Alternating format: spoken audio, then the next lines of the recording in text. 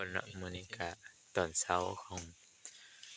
วันที่3นะมื้อที่3นะเฮาก็กำลัง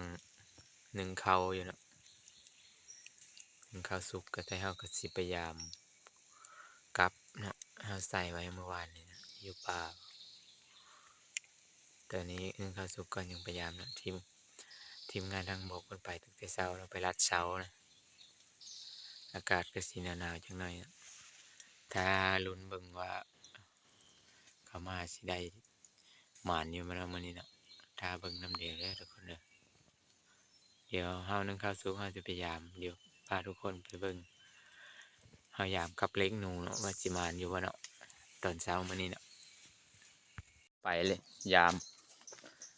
กลับเนาะเห็นบ่ทุกคนพุ่นละหนทางกะ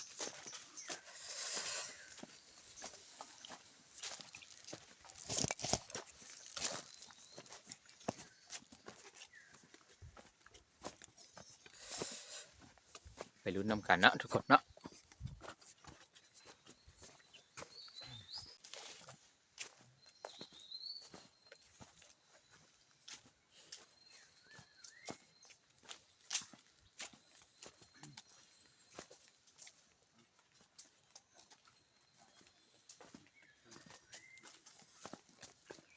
ตอนนี้ก็ใกล้สิฮอด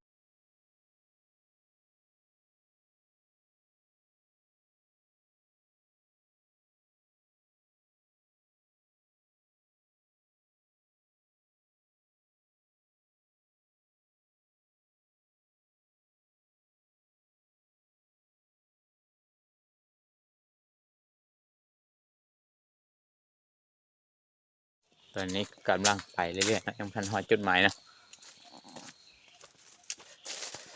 มีแต่ป่าไม้ป่าดงไม้ใหญ่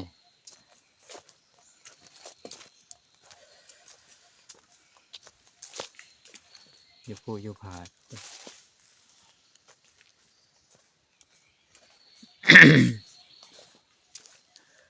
นี่คือดงผู้สังแห่เนาะทุกคนเนาะได้ยินเสียงนกเสียงหนูในจักน้อยได้นกกะนกใหญ่ก็มีปลาเรา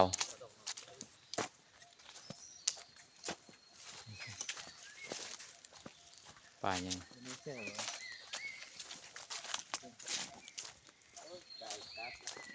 แต่นี่เพิ่นกำลังหามงเพิ่นชื่อกลับแล้วมันหลายพดจื้อบ่ได้ไปเบิ่งดูหมาอยู่บ่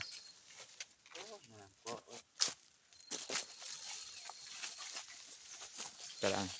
เอาไปเบิ่งประมาณหรือบ่หมาน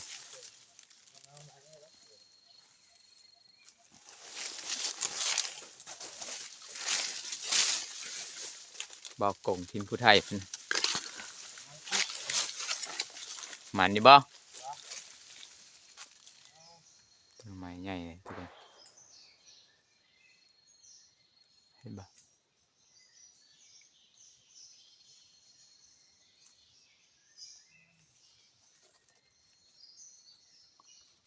เพิ่น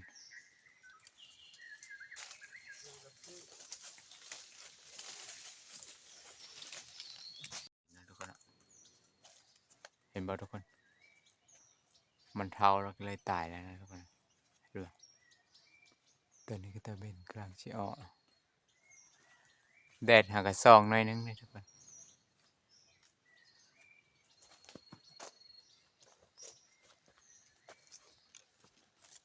ทีมงานเฮากำลังสิพาไปยามอยู่กลับเดี๋ยวเนาะ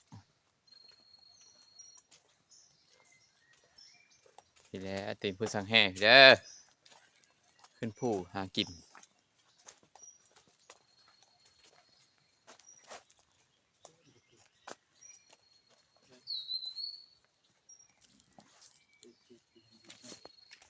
พกล่าง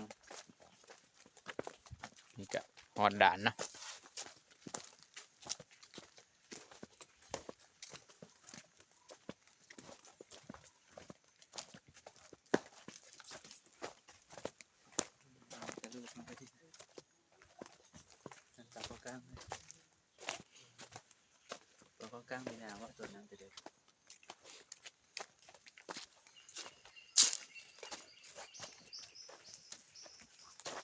กาศเสา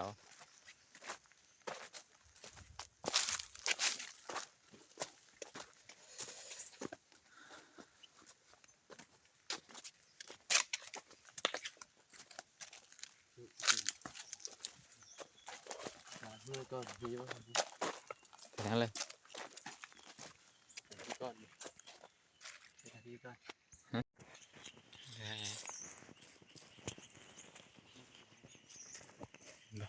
โจทย์ มานจะได้หนูวายแล้วเนี่ย ชื่อพี่แดง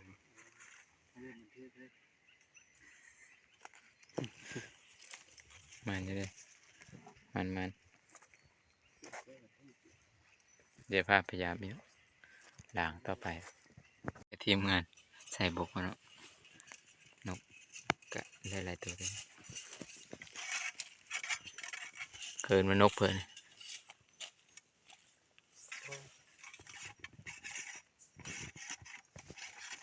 เปล่านะ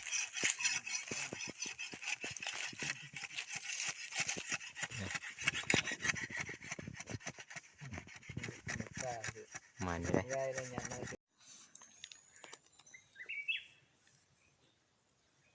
คนพยายามกลับนะทุกคน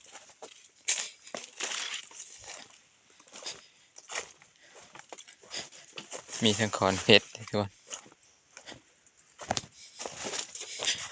เฮ็ดนี่ก็บีอ้อก็ทานก็ได้ทุกคนเอามายามกับส่งรางไปที่ทุกคน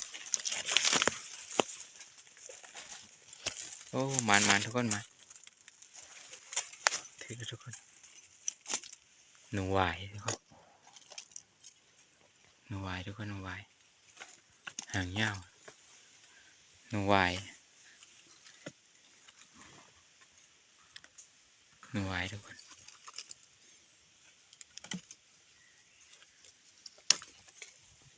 มันจะได้ทุกคน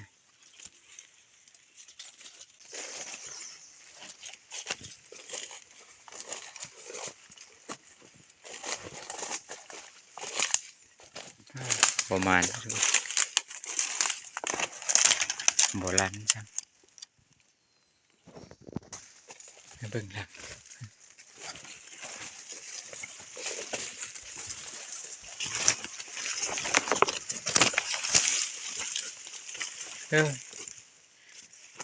กลางแข่งพวกไปกินไหมล่ะโบราณ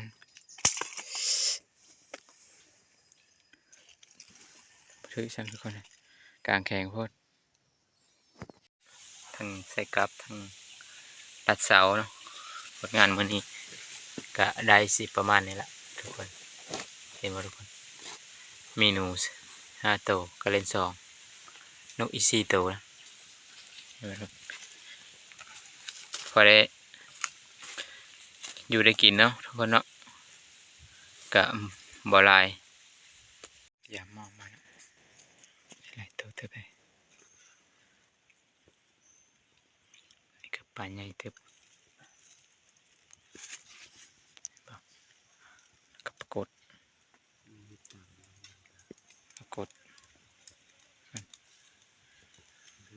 เลยท่านตายนี่ก็ปลานั้นปลาซิวอ้าวเขาว่ะอันนี้ก็เอิ้นว่าปลาซิวอ้าวเนาะปลาผู้ตอนนี้ทีมงานเขาก็กำลังตีนกตีหนูเนาะโคอยู่โคกินเนาะตีหนูที่เขาได้มา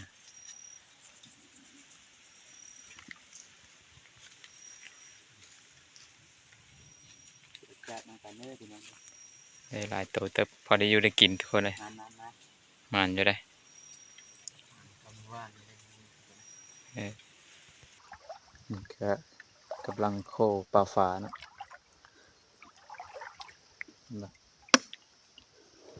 ปลาฝา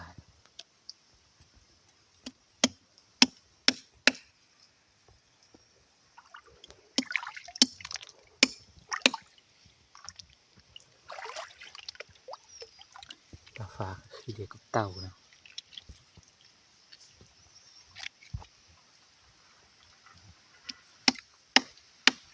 เข่งกะธรรมชาติขนาดนั้นว่าจะเป็นคอนไม้ฟากแค่อย่างเดียว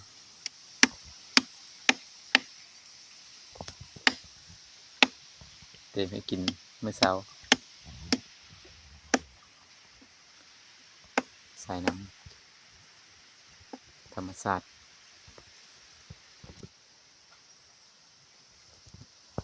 ทีมทีมงานมามาอีกทีนี้ได้เพิ่ม2 4 6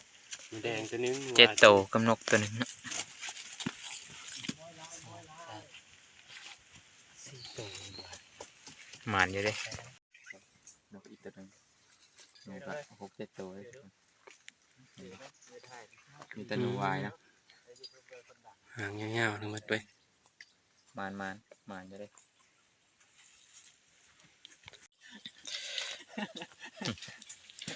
หลังจากได้หนูมาแล้วก็เนาะอยู่ป่ากะย่างแบบนี้แหละผมมีตู้เย็นย่างให้มันแห้งแล้วก็เอามือแกงมืออ้อมใส่ผักใส่ยากินอยู่บ้านเนาะย่างหนูครบชุดทั้งปลาทั้งหนู